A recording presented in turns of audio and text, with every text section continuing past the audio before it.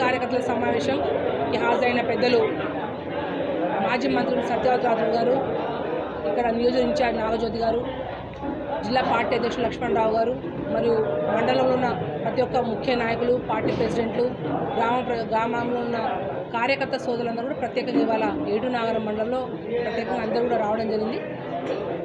ముఖ్యంగా ఏదైతే సూటిగా ప్రజలకు తెలియాల్సింది, ఏదైతే కాంగ్రెస్ పార్టీ మొన్న ఎలక్షన్స్లో అబద్ధపు హామీలు, 420 హామీలు, 6 గ్యారెంటీలు అని చెప్పి దాంట్లో ఉన్న 13 గ్యారెంటీలు అన్నీ కూడా అబద్ధపు మాటలు చెప్పి, ఏదైతే వాళ్ళు చెప్పిన 100 రోజుల్లో నెరవేరుస్తామని చెప్పి ఏ ఒక్క హామీ కూడా ఇవాళ ప్రజలకు ఇచ్చిన మాట ప్రకారం నెరవేర్చకుండా ఇవాళ కాంగ్రెస్ ప్రభుత్వం పూర్తి స్థాయిగా ఫెయిల్ అయింది.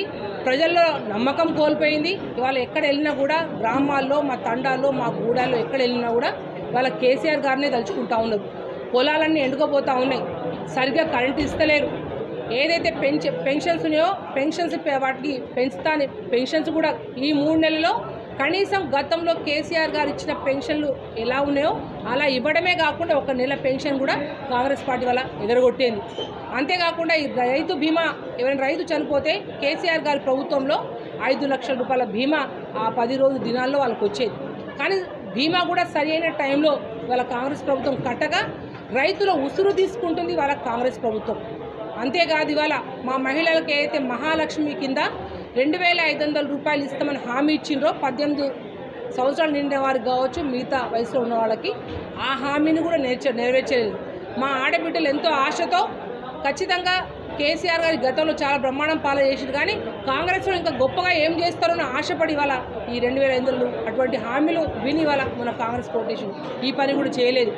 అంతేకాదు ఇవాళ రైతు బంధు పైసలు ఏదైతే ఉన్నాయో కేసీఆర్ గారి హయాంలో కరోనా టైంలో కూడా కేసీఆర్ గారు పెద్ద తండ్రి, పెద్ద దిక్కై అప్పు తీసుకొచ్చి మరి కరోనా టైంలో రాష్ట్రానికి నిధులు రాబడి లేకున్నా కూడా అప్పు తీసుకొని వచ్చి వాళ్ళ రైతు బీమా డబ్బులు వాళ్ళకు టంచున కూడా 2 ఏళ్ళు 6 కోవిడ్ టైంలో కూడా కేసీఆర్ గారు ఇవ్వడం జరిగింది. కానీ ఏదైతే రైతు బంధు పెంచి ఇస్తా అన్న రేవంత్ రెడ్డి గారు కనీసం పాత పద్ధతిలో కూడా రైతు బంధు పైసలు సరిగ్గా ఇవాళ రైతులకు ఇవ్వలేని దుస్థితి వాళ్ళ కాంగ్రెస్ పార్టీ ఉంది. ఇవాళ రుణమాఫీ అయితే ఎలక్షన్ల బిఫోర్ వారే సాక్షాత్ ఇప్పుడున్న ముఖ్యమంత్రి గారే ఇదే విధంగా ప్రెస్ మీట్లో కూర్చొని గతంలో మీరు ఏదైతే రుణమాఫీ కట్టుకొని ఉంటే మళ్ళీ తీసుకోండి, డిసెంబర్ 9న కాంగ్రెస్ ప్రభుత్వం రాగానే 2 లక్షల రుణమాఫీ మొదటి క్యాబినెట్లోనే ఆమోదం పొంది వాళ్ళకు 100 రోజుల్లోపే పూర్తి చేస్తా అని చెప్పారు. ఇవాళ మేము సూటిగా కాంగ్రెస్ ప్రభుత్వాన్ని అడుగుతా ఉన్నాం, మీ హామీ ఎక్కడ పోయింది? మీరు మాటలకే పరిమితమైనరు. మార్పు అని ప్రజలందరూ కూడా మొన్న మీకు ప్రభుత్వం వచ్చే విధంగా వాళ్ళ ప్రజలందరూ ఓటేసిండ్రు. కానీ వాళ్ళ కాంగ్రెస్ ప్రభుత్వం ఏ ఒక్క పని చేయకుండా ప్రజలని మభ్యపెట్టి మొన్న ప్రభుత్వం వచ్చింది. కానీ ఈసారి పార్లమెంట్ ఎలక్షన్లో ప్రజలందరూ కూడా ఆల్రెడీ నిర్ణయించుకున్నారు, కేసీఆర్ గారిని పోగొట్టుకొని తప్పు పొరపాటు చేశాము, ఖచ్చితంగా ఈసారి పార్లమెంట్ ఎలక్షన్లో కేసీఆర్ వెన్నంటే ఉంటాము, బీఆర్ఎస్ అభ్యర్థులైన మాకు ఖచ్చితంగా ఓటేసి గెలిపిస్తామని ఆల్రెడీ ప్రజలందరూ నిర్ణయించుకున్నారు. ఏ గ్రామాల్లో ఏ ఊరిలో తిరిగినా ప్రత్యేకంగా రైతులైతే రోడ్డెక్కి మరీ చెప్తా ఉన్నారు. అటువంటి దుస్థితి ఉంది. ఇవాళ ములుగు జిల్లాలో కేసీఆర్ గారి దయ వల్ల ములుగు జిల్లా వచ్చింది. బ్రహ్మాండంగా ఈ ఏజెన్సీ ప్రాంతంలో మెడికల్ కాలేజ్ వచ్చింది.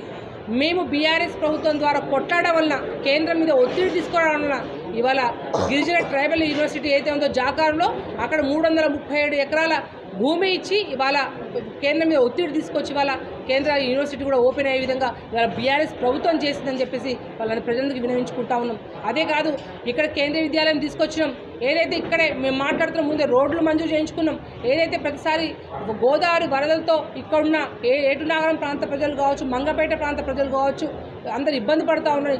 కరకట్టకు కూడా 137 కోట్ల రూపాయలతో కూడా కేసీఆర్ ప్రభుత్వమే కరకట్టకు మంజూరు ఇచ్చిందని చెప్తా ఉన్నాం. మొన్న ఎలక్షన్లో కేసీఆర్ గారు ఒకటే చెప్పారు, నాగజ్యోతిని మీరు గెలిపించండి, ఏటునాగర్ని రెవెన్యూ డివిజన్ చేస్తా అన్నారు. మేము కాంగ్రెస్ పార్టీకి ఒకటే చేస్తామని చెప్పి ఏదైతే మేము ఉన్నారో దాన్ని కూడా కాంగ్రెస్ ప్రభుత్వం నెరవేర్చాలని చెప్పేసి వారికి పూర్తి స్థాయిగా ప్రెస్ మీడియా ప్రకారంగా కూడా డిమాండ్ చేస్తా ఉన్నాం. ఇవన్నీ కూడా మా అందరి గొంతుగా ఒకటే, మా అందరి మాట ఒకటే. ఖచ్చితంగా ప్రశ్నించే గొంతుకగా మీ ఆడబిడ్డగా నేను అవుతాను. మీరు ఖచ్చితంగా అందరు దీవించండి, బీఆర్ఎస్ పార్టీ ఓటేయండి. మీరు ఏదైతే కాంగ్రెస్ పార్టీ అబద్ధపు హామీలు ఇచ్చి ఓట్లు వేయించుకున్నారో ఇవన్నీ కూడా వాళ్ళు ముక్కు పిండి ఖచ్చితంగా ప్రజలకు చేరువయ్యే విధంగా చేసే బాధ్యత మేము తీసుకుంటామని చెప్పి తెలియపరుస్తాం.